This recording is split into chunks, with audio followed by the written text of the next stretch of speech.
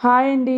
ఈరోజు మీ అందరి ముందుకి బ్రొకోలీతో వచ్చేసాను. జనరల్‌గా బ్రొకోలీ అనేది ఎక్కువగా సలాడ్స్‌లోనే వాడుతుంటారు. కానీ నేను ఈరోజు దాంతో కూర కూడా ఎలా తయారు చేసుకోవాలో ఇప్పుడు నేను చూపిస్తాను.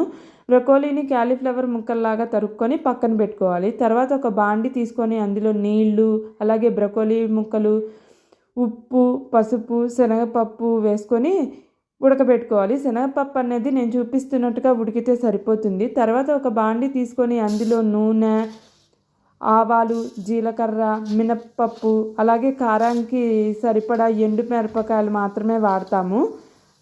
ముందుగా మనం ఉడకబెట్టుకున్న బ్రొకోలీని కూడా ఇందులో వేసేసుకొని మళ్ళీ కాస్త ఉప్పు వేసుకొని దగ్గరకు వచ్చేలాగా మగ్గనిచ్చుకుంటే బ్రొకోలీ శనగపప్పు కూర అనేది తయారైపోతుంది.